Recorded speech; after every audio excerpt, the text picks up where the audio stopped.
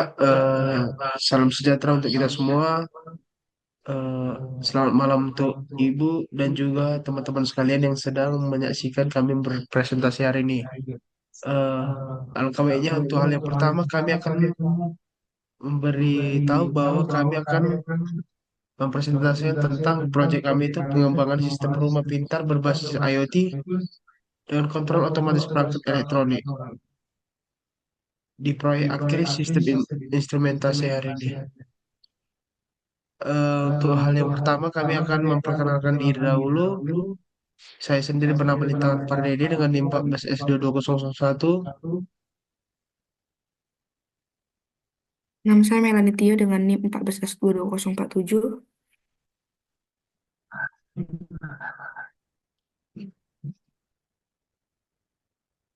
Nama saya Irwan Pahan dengan NIM 14S22013. Nama saya Joni Manik dengan NIM 14S22042.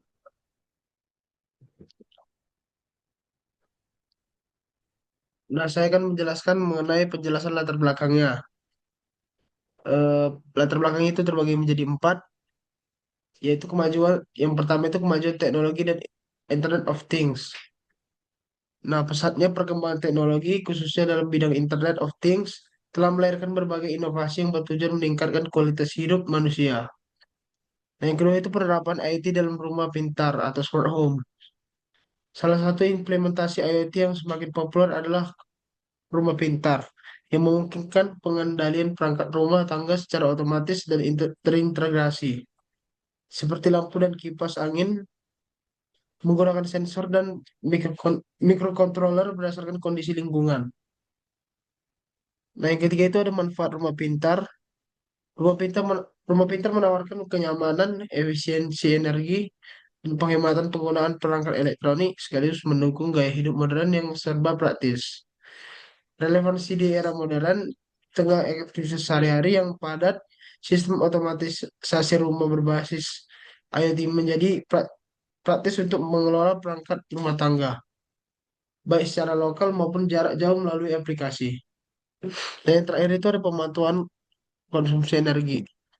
Fitur pemantauan energi secara real time pada rumah pintar membangun pengguna lebih bijak dalam mengatur penggunaan energi, sehingga mendukung efisiensi sekaligus mengurangi dampak negatif terhadap lingkungan.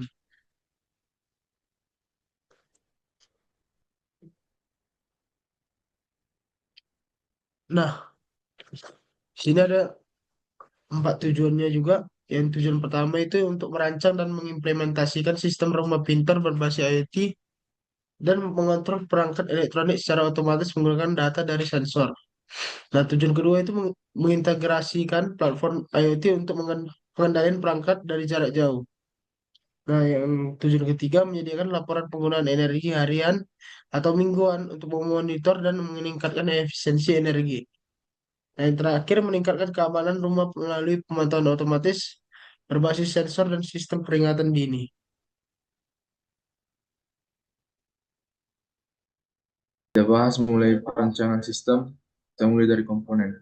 Adapun komponen yang kita pakai yaitu yang pertama sensor peer atau passive infrared sensor, di mana sensor peer ini digunakan untuk mendeteksi keberadaan atau gerakan manusia di dalam ruangan. Ketika sensor ini mendeteksi gerakan, ia mengirimkan sinyal ke microcontroller untuk mengontrol perangkat tertentu, seperti menyalakan atau mematikan lampu. Sensor piring juga mengirimkan sinyal berupa deteksi gerakan ke microcontroller. Yang kedua, adapun kita memakai sensor DHT22. Sensor DHT22 ini digunakan untuk mengukur suhu dan kelembapan lingkungan. Data ini akan membantu sistem menentukan kapan kipas angin perlu dinyalakan atau dimatikan, berdasarkan ambang batas suhu atau kelembapan yang telah ditentukan. Sensor DHT22 ini juga mengirimkan eh, data yang dikirimkan ke microcontroller untuk diproses. Yang ketiga, microcontroller bertindak sebagai pusat kendali dari seluruh sistem. Komponen ini menerima data dari kedua sensor, yaitu sensor PIR dan DHT22, untuk memproses data tersebut dan menentukan tindakan yang harus dilakukan terhadap perangkat yang terhubung. Peran utama dari microcontroller ini adalah memproses data dari sensor, memberikan perintah kepada modul relay untuk mengendalikan perangkat seperti lampu dan kipas angin. Microcontroller juga mengirimkan data ke modul Wi-Fi untuk diunggah ke platform IoT berbasis cloud. Data dari sensor masuk ke microcontroller yang kemudian mengirimkan sinyal kontrol ke modul relay atau meneruskan data ke modul Wi-Fi. Yang keempat, kita juga memakai modul Wi-Fi ESP8266 atau ESP32. Di sini kita memakai ESP32, itu yang bertanggung jawab untuk menghubungkan sistem ke jaringan internet. Modul ini menerima data dari microcontroller dan mengunggahnya ke platform IoT untuk pemantauan dan pengendalian jarak jauh. Selain itu, modul ini juga menerima perintah dari pengguna melalui aplikasi dan meneruskannya ke microcontroller. Yang kelima, kita menggunakan modul relay yang berfungsi sebagai saklar elektronik yang dikendalikan oleh microcontroller.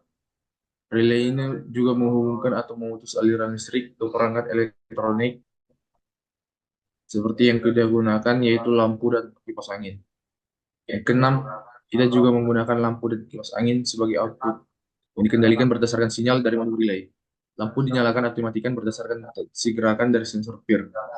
Dan kipas angin juga diaktifkan atau dinonaktifkan berdasarkan data suhu dan kelembapan dari sensor DHT22. Yang ketujuh, kita memakai platform IoT atau cloud. Platform IoT memungkinkan pengguna memantau dan mengontrol perangkat elektronik secara jarak jauh melalui aplikasi. Data dari microcontroller seperti status perangkat dan kondisi lingkungan dikirimkan ke cloud untuk disimpan dan dianalisis. Dari sisi pengguna, platform ini memungkinkan pengendalian manual atau otomatis melalui koneksi internet. Modul Wi-Fi mengunggah data sensor ke cloud dan menerima perintah dari pengguna melalui aplikasi.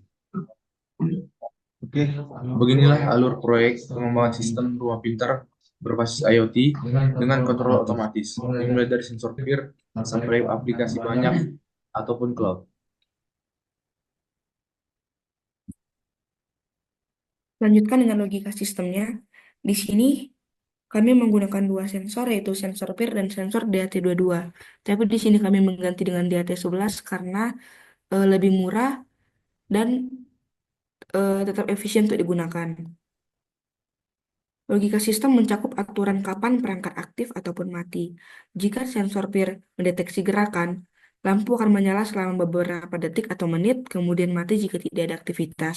Jika suhu yang terdeteksi oleh DAT22 ataupun DAT11 melewati ambang tertentu, kita misalkan 30 Celcius, maka kipas otomatis akan menyala dan mati jika suhu kembali normal. Untuk perancangannya, eh, saya mulai dengan perancangan koneksi perangkat keras. Koneksi perangkat keras dirancang di sebagai langkah awal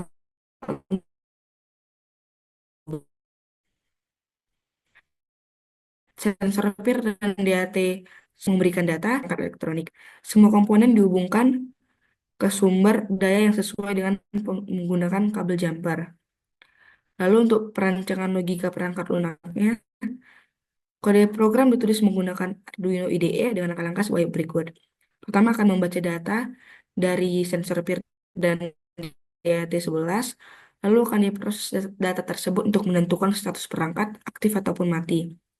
Yang ketiga, mengirimkan data ke platform IoT seperti Blink ataupun MQTT untuk kontrol jarak jauh dari monitoring. Di sini kami akhirnya menggunakan aplikasi Blink daripada Cloud ataupun MQTT. Terus yang terakhir akan dikontrol oleh relay berdasarkan logika yang ditentukan. jadi oh, jadi di rangkaian yang kami gunakan ini, saya menggunakan ESP32. Saya menghubungkan eh, VCC dari ESP32 3,3 volt ke breadboard dan ground ke breadboard sehingga nanti agar gampang untuk mengambil PCC yang akan digunakan ke sensor.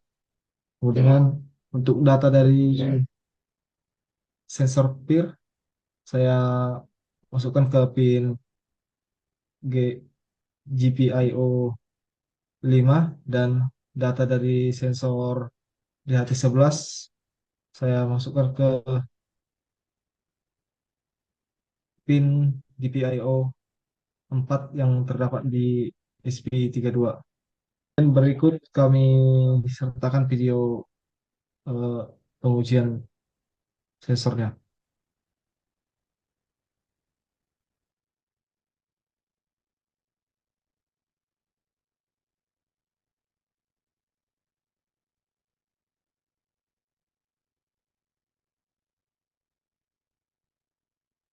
Dapat dilihat seperti di video, eh, data yang dibaca oleh sensor dapat dimonitoring secara real time melalui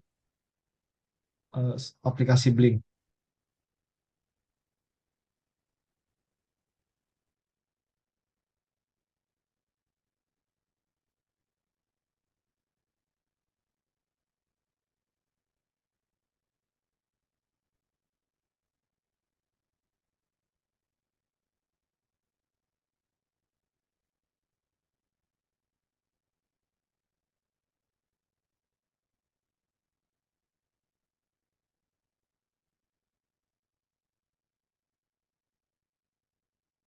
Jelaskan. Eh, di dashboard Blink ini kami menggunakan 3 widget. Yang pertama itu yang level value untuk membaca suhu dari sensor DHT11, kemudian kelembabannya juga dari sensor DHT11. Kemudian saya menggunakan widget switch untuk membaca adanya gerakan atau tidak adanya gerakan yang dapat dari sensor peer. Jadi kesimpulan yang dapat kami ambil dari proyek yang kami lakukan adalah proyek sistem rumah pintar berbasis IoT berhasil merancang dan mengimplementasikan solusi otomatis perangkat rumah tangga menggunakan sensor, di mana sistem ini mampu mendeteksi gerakan melalui sensor peer dan mengukur suhu dan kelembapan dengan sensor DHT11. Pengendalian perangkat juga dapat dilakukan secara jarak jauh melalui aplikasi Blink yang memudahkan pengguna untuk memantau dan mengatur perangkat rumah tangga kapan saja dan di mana saja. Integrasi sistem ini juga berhasil memberikan efisiensi energi dengan otomatisasi pematian perangkat yang tidak digunakan serta menyediakan laporan konsumsi energi. Sekian dari presentasi proyek kami. Sebelumnya, Bu, kami minta maaf jika adanya kesalahan di cara kami mempresentasi bagaimana proyek berjalan dan juga laporan proyek akhir yang mungkin hampir tidak sesuai dengan bagaimana materi harusnya berjalan. Karena sadarnya kami kurang akan pemahaman materi dan juga beberapa komponen yang baru saja kami sentuh atau kami ketahui di semester ini. Terima kasih.